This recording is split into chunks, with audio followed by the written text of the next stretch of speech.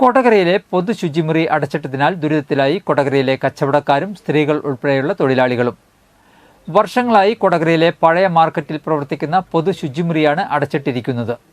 സമീപത്തെ വ്യാപാര സ്ഥാപനങ്ങളിലെ സ്ത്രീകൾ ഉൾപ്പെടെയുള്ള തൊഴിലാളികളും യാത്രക്കാരും ആശ്രയിക്കുന്ന പൊതു ശുചിമുറിയാണ് ഇത്. ശുചിമുറിയിലേക്കുള്ള ജലവിതരണ വകുപ്പ് നിർത്തിവച്ചതിനെ തുടർന്നാണ് ശുചിമുറിയുടെ പ്രവർത്തനം താറുമാറായത്. 7 ലക്ഷത്തോളം രൂപ ജലവിതരണ വകുപ്പിന് കുടിശ്ശിക ഉണ്ടെന്ന് പറഞ്ഞാണ് ശുചിമുറിയിലേക്കുള്ള ജലവിതരണം അധികൃതർ നിർത്തിവച്ചതെന്ന് സമീപത്തെ വ്യാപാര സ്ഥാപനങ്ങളിൽ ഉള്ളവർ പറയുന്നു. 14 സ്ത്രീകളുണ്ട് ഈ മാർക്കറ്റിൻ്റെ ഉള്ളിൽ. ഇവർ എവിടേക്കാണ് പോകേണ്ടതെന്നൊരു തീരുമാനമില്ലാണ്ട് നിൽക്കുന്നത്. ഞങ്ങൾ പ്രസിഡന്റിനെയും പഞ്ചായത്ത് പ്രസിഡന്റിനെയും സെക്രട്ടറിനെയും എല്ലാവരും വിളിച്ചറിയിച്ചപ്പോൾ 7 ലക്ഷം രൂപയോളം അവർ അടച്ചിട്ടില്ല എന്നാണ് പൈപ്പിൻ്റെ ആൾക്കാർ പറയണത്. അതുകൊണ്ട് ഞങ്ങൾക്ക് ഇതിനൊരു തീരുമാനം ഉണ്ടാക്കി തരണം. ഞങ്ങൾ എവിടേക്ക് പോകണം? ഈ പഞ്ചായത്തിൻ്റെയും പൊതു കംഫർട്ട് സ്റ്റേഷനാണ് ഇവിടെയുള്ളത്. ഞങ്ങളിപ്പോൾ എന്താ ചെയ്യേണ്ടതെന്നൊരു തീരുമാനം ഇല്ലാണ്ട് നിൽക്കണം. ഞങ്ങൾക്ക് എത്രയും പെട്ടെന്ന് ഇതിനൊരു തീരുമാനം ഉണ്ടാക്കി തരുന്ന അധികൃതരോട് ഞങ്ങൾ അപേക്ഷിക്കുകയാണ്.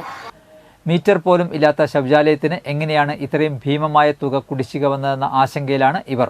ഇവിടെ 7 ലക്ഷം രൂപ അടയ്ക്കേണ്ടതെന്നാണ് പറയണത്. അത് പക്ഷേ ഇതിന് മീറ്ററൊന്നുമില്ല. അതെങ്ങനെയാണ് ഈ 7 ലക്ഷം രൂപ അടയ്ക്കാമെന്ന് ഞങ്ങൾക്കറിയില്ല. പലപ്പോഴും പ്രാഥമിക കാര്യങ്ങൾക്ക് പോലും സമീപത്തുള്ള സ്വകാര്യ സ്ഥാപനങ്ങളെ ആശ്രയിക്കേണ്ട ഗതികേടിലാണ് സമീപത്തെ സ്ത്രീകൾ ഉൾപ്പെടെയുള്ള തൊഴിലാളികൾ. ശുചിമുറിയിലേക്കുള്ള ജലവിതരണം പുനഃസ്ഥാപിച്ച് എത്രയും പെട്ടെന്ന് ഇത് തുറന്നു കൊടുക്കണമെന്നാണ് ഇവരുടെ ആവശ്യം. കൂടാതെ കൊടകര ജംഗ്ഷന്റെ വിവിധ പ്രദേശങ്ങളിൽ സ്ഥാപിച്ചിട്ടുള്ള ഈ ടോയ്ലറ്റുകളും ഗാന്ധിനഗറിൽ പ്രവർത്തിക്കുന്ന വഴിയിടം വഴിയോര വിശ്രമ കേന്ദ്രത്തിൽ പ്രവർത്തിക്കുന്ന ശുചിമുറിയും പൊതുജനങ്ങൾക്കായി ഉടൻ തുറന്നു കൊടുക്കണമെന്നും നാട്ടുകാർ ആവശ്യപ്പെട്ടു.